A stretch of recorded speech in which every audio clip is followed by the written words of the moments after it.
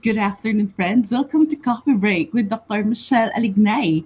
We will continue our discussion for this week about relationship conflicts. And I know many of you are very interested and more than willing to learn what they can about this topic on conflict.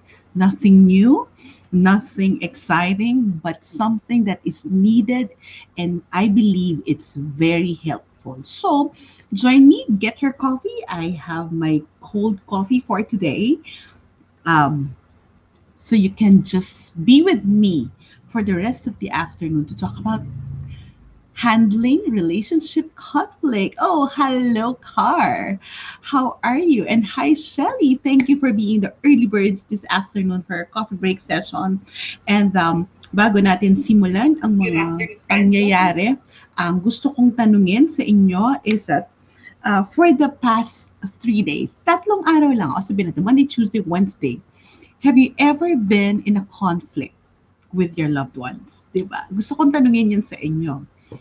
Have you ever been in a conflict with your loved ones for the past 3 days? Kasi ang sagot ko, yes, of course! Lahat tayo meron ganyan. Kaya nakakatuwang pag-usapan itong mga topic na to. But do we stop at that? Do we stop at just in a very conflicting marriage? Do we stop at a very conflicting family life? Do we stop loving just simply because there's conflict? Do we stop working on our relationship simply because we have differences? So, yan ang maganda nating pag-usapan. So, good afternoon again. So, there's Shelly. Hello, Valerie Valeriano. Oh, yes, nakabalik ka rin. And then Pearl, and then Car. Stars for you, my dear. Miss you. I miss you too, Car. Thank you for that support. Okay, I would like to start that conversation. So, this afternoon, we're going to talk about um, handling relationship conflict. If you remember the other day, we talk about conflict, and alam ko, maraming mga hugot yung mga tao dito, and then what usually happen is that we either avoid, either we attack, or the more helpful thing to do is we align. So nasan kayo dito? We usually, individuals, persons, lahat tayo may kanya-kanyang default. May tao ang default is um, attack the conflict or the person. That's so sad. The others, they are avoidant of conflict. The next one. And then the third, it's align. Align with the person you love, align with the person you are in a relationship with so that you can manage the conflict. So now what I would like us to go into is that given our romantic relationship, meaning romantic relationship, boyfriend, girlfriend, mag-asawa, of course, there's romance there. Sa, and then other loving relationship with our significant others, like our, uh, our family, our friends, everything. So I would like us to reflect what's our usual mode of conflict resolution. Is it avoidant? Is it attacking, or is it aligning? The more helpful way, as I mentioned last Tuesday, is the third. We align with the person so we can work through things out. At yan yung pag-uusapan natin ngayong hapon. Um, but I have to clarify, conflicts are part of relationship. Most of us, hindi natin nakikita as big conflict, but maybe it's a misunderstanding, it's a disagreement, differences, but it happens. It happens, it's existent. If relationship exists, then conflict exists.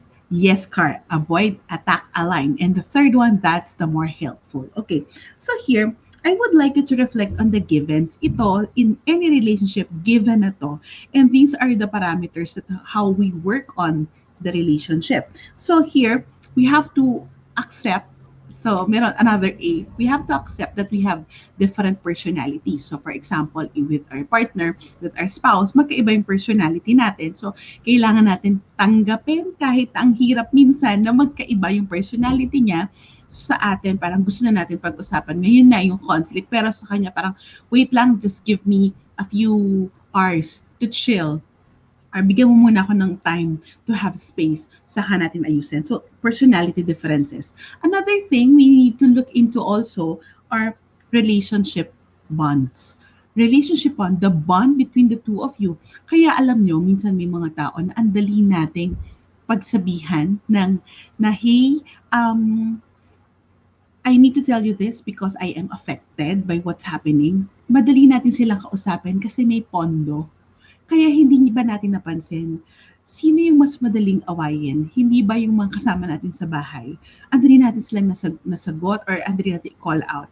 Especially if we have good relationship with them. That is why, in terms of relationship, kaya minsan may sasabihin natin, ba't hindi mo masabi sa pamilya mo? That's already, may concern ka sa family, bakit hindi mo masabi? That is actually a check on the kind and the level and the quality of relationship you have with each other. Kasi dun makikita gaano kalalim yung emotional bond na tinatawag. Di ba bond? Bond is that nakadikit. Di ba? Kaya nga mighty bond. Nakadikit. So, gaano kalalim yung relasyon? Pag malalim ang relasyon, it's easy for us to express our needs, to express what we feel, and express, I need us to work on this situation. Mas madali. Ang mahirap ay kung hindi malalim ang relasyon kasi doon nagagalit. Kaya yung iba, bakit hindi mo masabi? Kasi walang pundasyon, walang paghuhugutan. So, kailangan natin makita. Kaya, in dealing with families, in dealing with married people, people are asking, so paano ko nga i-call yung attention ng anak ko kung meron akong problema? Minsan, we don't automatically call their attention. We first, kung hindi naman emergency, kailangan muna natin pumondo para lumalim yung samahan. Kaya I think that's a good way to reflect. Kung meron tayong problem with our other family members, it's also good to reflect, especially sa asawa. May pondo ba? May bond ba? Is there a connection? I would like you to realize, even in conflict, connection will bridge correction. Connection will bridge correction. It's hard to correct if there's no connection. What we cannot connect, it's hard to correct. Got it? Correct? What we cannot connect, we cannot connect with, it's hard to correct. So, given that, you have to check the bond, the personalities. Meron tayong anak or kapatid or family member and our loved ones na madaling kausapin. Meron naman parang mahirap. So, check the personality, check the relationship bond, and also check the established habits or yung, in my terms, I call it the patterns in the relasyon. Meron pamilya na, for example, minsan pag nagdadaldalan kami ng mommy ko, sabihin ni mommy parang, ay, bakit na hindi nila alam yon? And I would tell mommy kasi sa iba, hindi naman normal. Totoo yan, hindi normal sa ibang pamilya na pag-usapan ng problema. Hindi normal na nagdadaldalan about kung ano-anong bagay. So sa kanila lang, kumain ka na ba? Yung damit mo, kunin mo na. I mean, very mechanical and very functional lahat. But the establishment of the patterns in the family is critical, and sometimes it's not the family members who see those patterns, especially if it's unhealthy. It's the other people seeing them. Kaya sorry dun sa may mga biyanan at asawa, kaya madaling makita ng isang outsider, for example, the in-law, ang isang pattern sa pamilya na parang, ay, parang hindi healthy yan. It's not because mas may alam siya. Kasi he or she is objective to see the pattern in the family because the family itself already immersed in a particular family of origin pattern. Hindi nila kayang tingnan or hindi nila nakikita kasi that's already who they are. That's the pattern. So it's important for us to check, are there patterns in our family na nakasanayan na pero we need to rock the boat? Halimbawa, one pattern in conflict na pag may problema, sinisikreto. Ayan, may conflict, may away, okay, hindi naman ginagawa ng paraan pero sinisikreto na mas maloob kayo. Huwag mo na lang sabihin kasi magagalit. May problema tayo eh. Ay, sige na, okay na, wag mo na ipagbigay alam. Okay lang naman yan na hindi malaman eh. So the pattern is that the conflict or the problem, it's not given solutions, but it's actually kept or actually not actually avoided. So you have to see these parameters: the personality of the people, the relationship bond, meaning the connection, and the third, it's the patterns in the relationship. Okay, What do we need? The biggest thing that we need in any relationship is the commitment. Can you say with me commitment? Bakit kailangan ng commitment? Gaano kahalaga yung commitment? Ang commitment, doon natin makikita doon sa value na binibigay ng isa't isa sa relasyon. It's very critical for the couple, it's very critical for family members to see ano yung commitment mo. Ano yung level of commitment? Pag sinabi ko bang kailangan ko to, matutulungan mo ko? Diba? So you have to reflect about it. And if couples, this is the one of the funniest thing I've heard. Or it's funny for me because many people will say na parang gusto ko po sana i-work out yung relasyon namin pero po hiniwalayan na niya ako, iniwanan na niya ako, ayaw na niya sa akin. So there's no commitment there. So even if you are committed to work on a relationship and your partner left and doesn't want to work on the relationship, there's nothing to work on.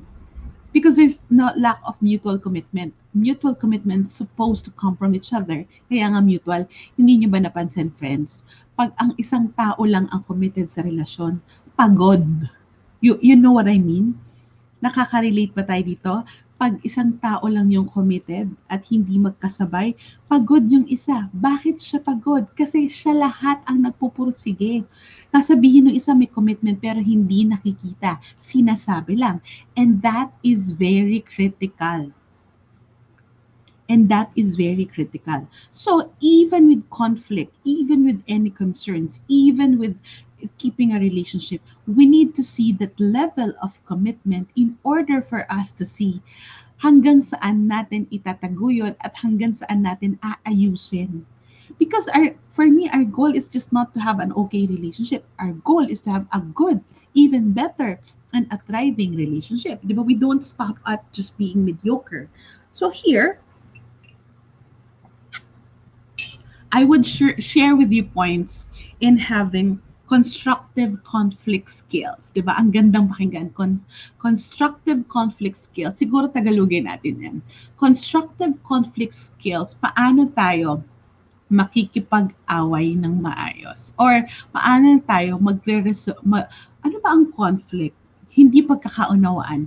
Paano ang maayos na pag ang hirap sa Tagalog. Hindi pagkakaunawaan, constructive, maayos na pag-aayos ng hindi pagkakaunawaan. Nalinawan ba yun, friends?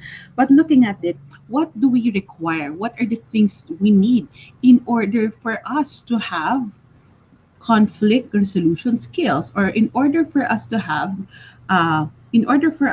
constructive conflict skills, what do we need? First, we need time. Kailangan natin ng oras. Friends, I'll warn you, if you would like to learn about constructive conflict skills, pag ginawa nyo yan, hindi yan automatic. May natutunan ko to kay Doc Itchel, tapos nag-away kayo ng asawa mo, hindi yan magic, friends. It needs time. It needs patience. And again, it needs commitment. These are the ingredients. Wala ako sa sitwasyon nyo, wag nyo ako i-quote sa asawa nyo, sa kapatid nyo, sa nanay nyo. But you need time, you need patience, and you need commitment. And commitment entails deliberate effort to work on the relationship. Hindi pwedeng-pwede na, usapan natin, pag-uusapan natin. Usapan natin, hindi natin papalampasin yung mga bagay na importante sa atin. So it needs Valerie, it needs practice. So it needs time, it needs a lot of effort.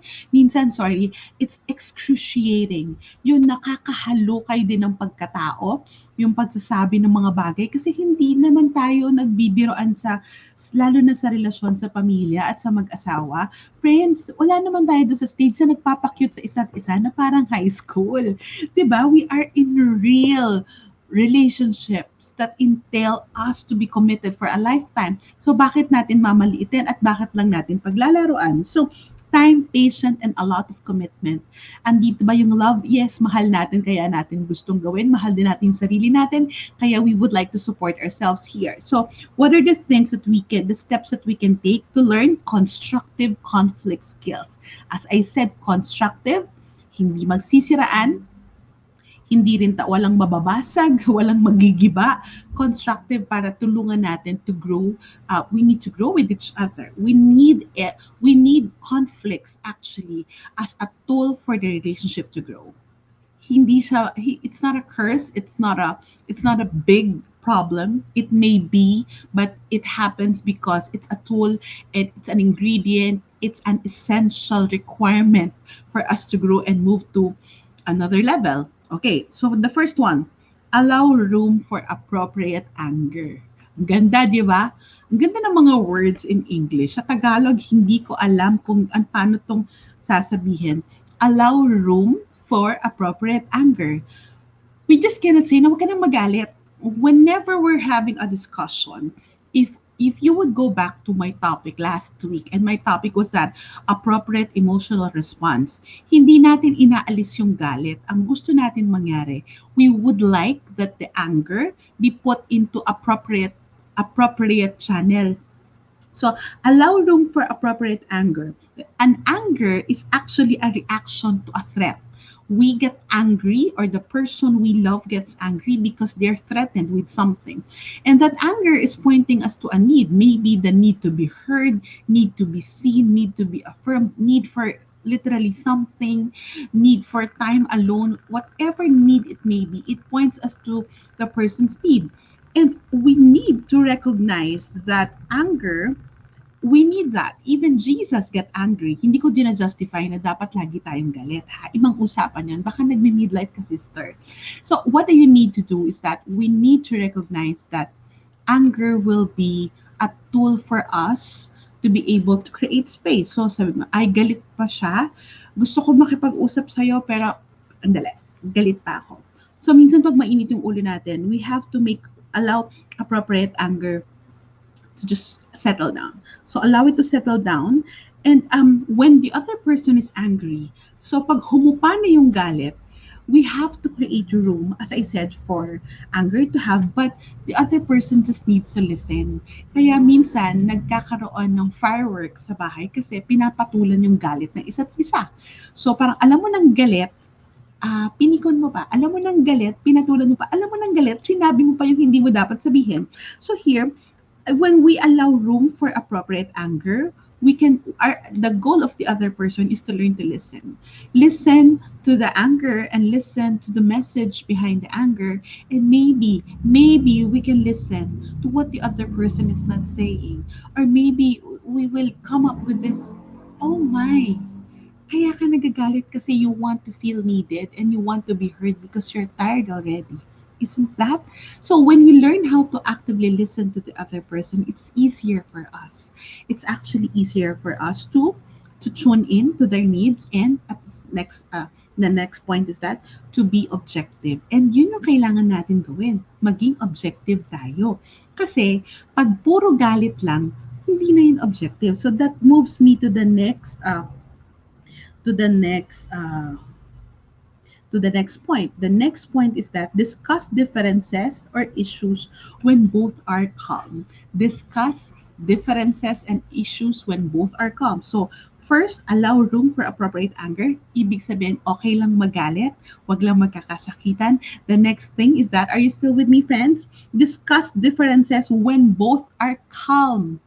The usual problem happens. Can you recall an instance in your life na talagang kulang na lang magsakmalan, kulang na lang magkasakitan kayo simply because, diba, there's an anger na nakakabuyo. So in a very conflicting situation and the anger is on the rise, or hatred or desperation, frustration, ang daming feeling words is on the rise, the thing that happens is that lalong nagkakaroon ng galit sa isa't isa. But the thing is, we need to learn to do this. The number 2 is that discuss differences or issues only when both are calm. Meaning to say, we need to leverage on low emotion. Pag mababa na yung emosyon, pag kalmado na at saka lang magkakaroon ng better discussion. Why? Because a discussion will only be just a discussion or a parang blunt, open session kung batuhan lang yan ng galit, batuhan lang ng kuro-kuro, batuhan lang ng issue. But what we need to learn and to understand is that we need to have clear resolutions after discussion. Kaya nga conflict may lock in. So, in order for us to get out of the conflicting situation, there should be a resolution. So, what will we do?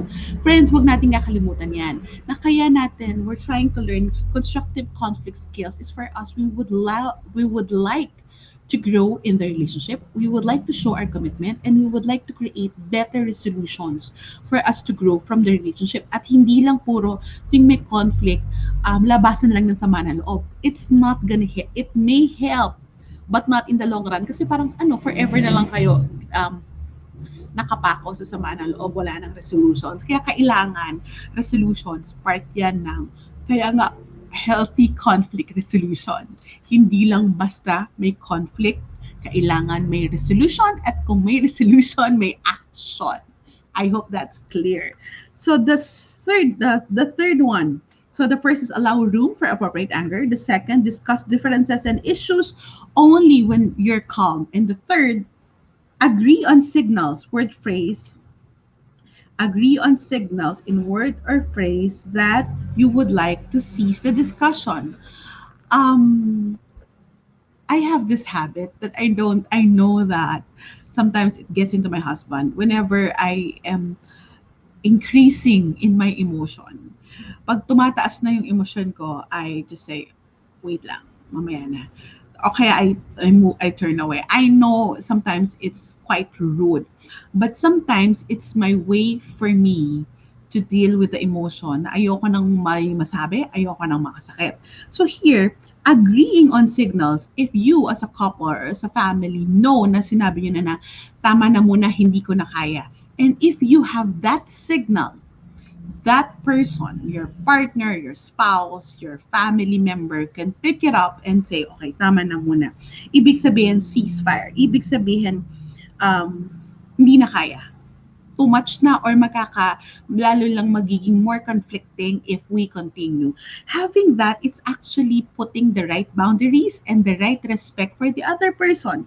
We don't always, it's important for us to know that we don't need to always have the last say. Hindi naman sinabi na ako dapat yung last say, na yung sinabi ko yung talaga yung totoo. Sometimes, in a conflict resolution, it's not about being right. It's not about ako yung tama, ako yung may point. No, it's about what can we do? What can we do to have better relationship? I'm not saying here na ako yung tama and wala na tong hindi na to usapan ng pride. Ang usapan na dito is ayusin natin pareho. Wala nang kung sino man yung may mas magandang idea or may clear plan for conflict, to have conflict resolution, and then let's explore that possibility. But actually agreeing on a signal can be helpful. This is something that I need also to establish with my husband and also with my kids, to have a clear signal. Wait, hindi ko na to kaya, tama na muna. And then halimbawa, that's another word, or sabi na, let's put it off, chill muna, time out na muna. Pag sinabi yung word na yun, ibig sabihin, ceasefire, because we can go back to it. So also, it's putting a time limit. I remember when we were younger, I have friends na nag-aaway dito sa bahay namin. We're couple already and then we have friends na nag-aaway. Tapos, 3:00 na, hindi pa sila tapos mag-away. Gusto ko sabihin, antok na po kami. Sana pala nirent na lang yung bahay namin para mag-away kayong dalawa. This is another couple. Para mag-away kayong dalawa at tapos pinabayaran. Kasi parang they did not recognize that we would like to rest also. It's their issue, but we get dragged into their issue. I don't know if you've realized that and also, if we're in that fixated thing sa pag-asawa, yung parang wag matutulog. Have you heard that? Wag matutulog ng hindi bumababa. What's that? Wag niyong papabayaan na bumaba ang araw nang hindi nare-resolve yung problema or na magkaaway kayo. Yes, because we just need to learn how to park and have agree on signal and have a time limit for the away. But it's not a solution na mariresolve yung conflict on that moment, but we just spark it and then say, okay, gabi na, tama na to. Because it's already too draining for us. So maybe we can go back to it tomorrow kasi nung sabi daw, wag daw tutulugan yung away. Wag niyong tulugan yung galit. pero yung conflict nandyan pa rin naman. At hindi lahat ng conflict, I would tell you, may automatic na sagot. Kaya, whenever I was young and then I've heard that, sabi ko, oo nga, no? And then I took it literally, hindi pala yun yung ibig sabihin, funny, buti na lang na-realize ko yun. Parang bababa na yung, have you experienced that married couple, yung parang umaga na, nag-aaway pa rin tayo? That's not healthy. You just need to have that time limit and put the proper signal that I can no longer deal with this right now. I have work. I need to restore my energy. I need to spend my energy in more productive things also. And then let's do this tomorrow. But the fourth one.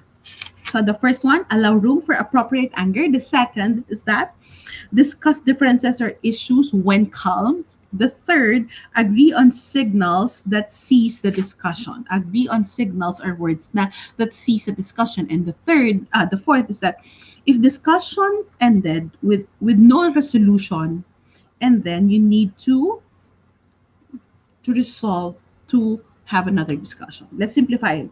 If discussion ended with no resolution, resolve to create a resolution. You have to resolve to create a resolution. Ito yung madalas makalimutan. Madalas nagpahayagan ang lalim. You've shared it with each other, your views, you've shared with each other your feelings and everything, but you never created. Okay, so what can we do? Sometimes ayaw nating aminin yon. That what can we do? How can we support each other? How can we move on from here? How can we be a better couple? How can I be a more loving mother? How can I be a better sister? Paano natin mai-improve ngayon ang sitwasyon? Make a resolution or a resolve to continue the discussion if needed. And what do you mean by that? Huwag niyong iiwanan. Huwag niyong iiwanan lang na parang hanging. Yan ang madalas mangyari. If a discussion ended with no resolution, you have to make an appointment. Okay, we'll leave it as that. Pero after 3 days, pwede ba nating balikan to? At huwag yung tatantanan.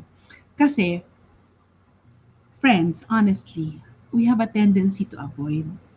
We have a tendency na pinapark lang ng pinapark yung problema.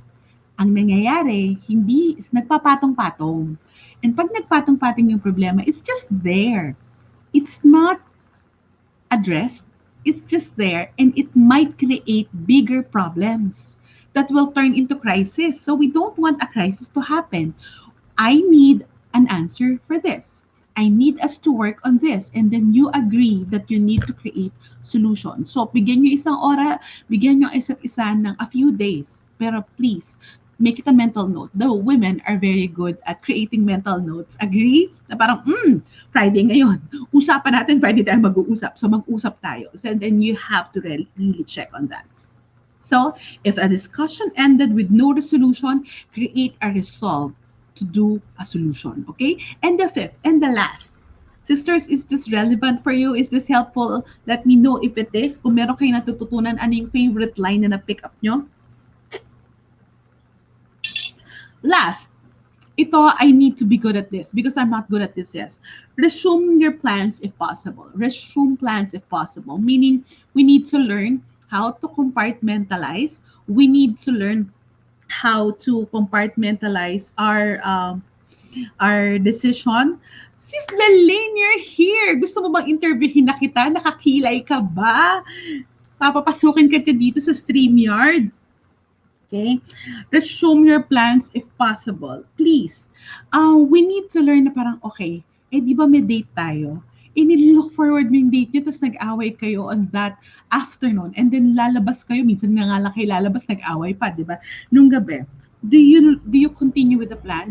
There are occasions na hindi kaya.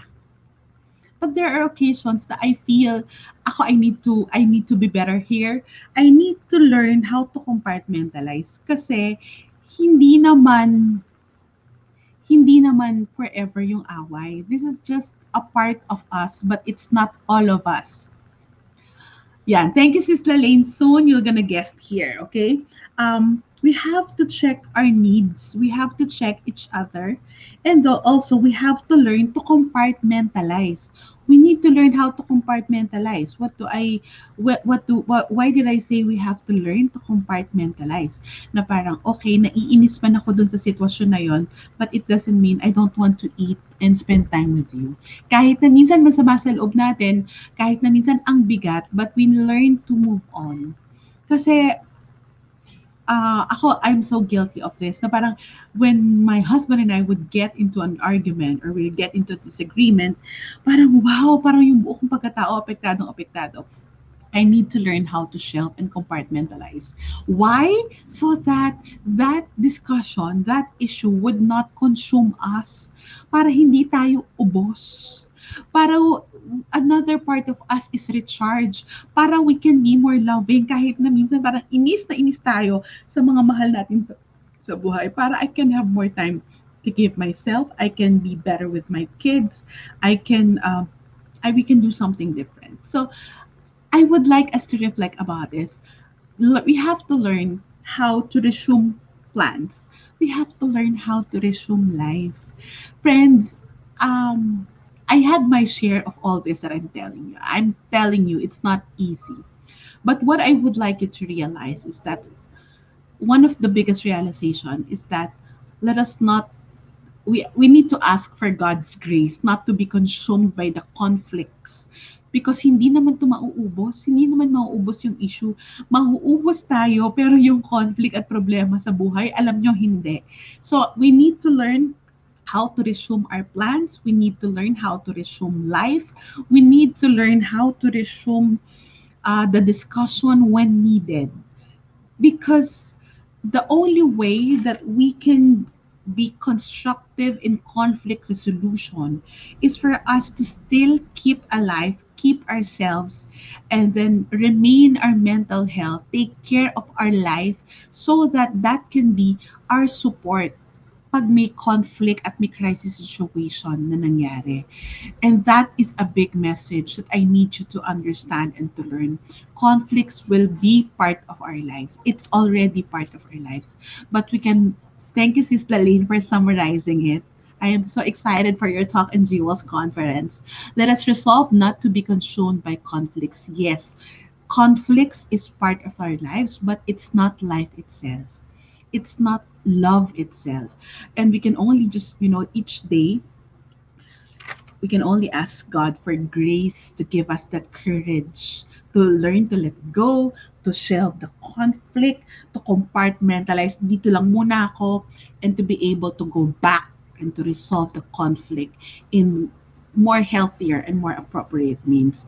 I hope that this session is very helpful for you, friends.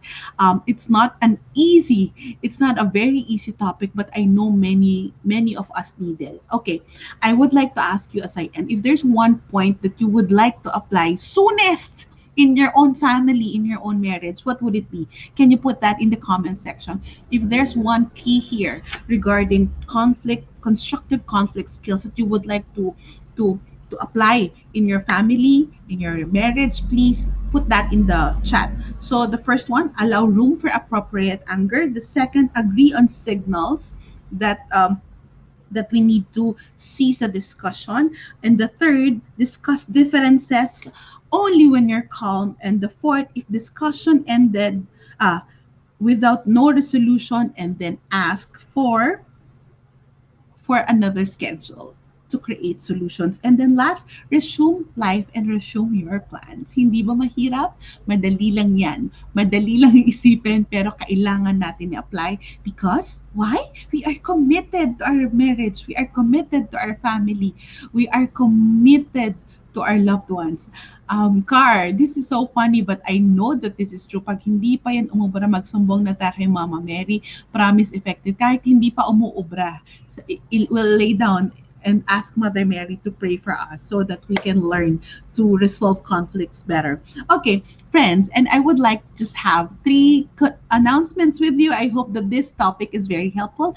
The first one, please do join us at the Jewels Conference. As I said, yung mga nagko-comment dito like Sis Laline Gogna will be one of the speakers and then I myself will be one of the speakers.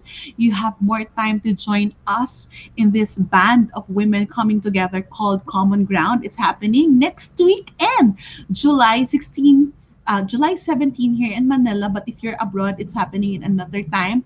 So please do join us in Joel's conference for women. The second one is that I am more than willing to announce already, wala pa pong detalye, but please save the date, September 4. I'm going to have my yearly Martha's Pause program. It's an exclusive workshop that I do. So it's happening this year on September 4, Saturday, and the theme of the Martha's Pause is Martha's pause, midlife, and mental health that many of us women so need it. We are already in the brink of burnout. We are already at the brink of emotional burden. Sasabayan pa ng midlife. So ano yung mga pwede natin gawin to support each other?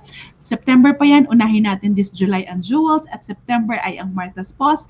And lastly, if you feel that this session of coffee break has blessed you, please be generous in sending stars because I will be all the donations of stars from what's now July to August. It's my birth month in August.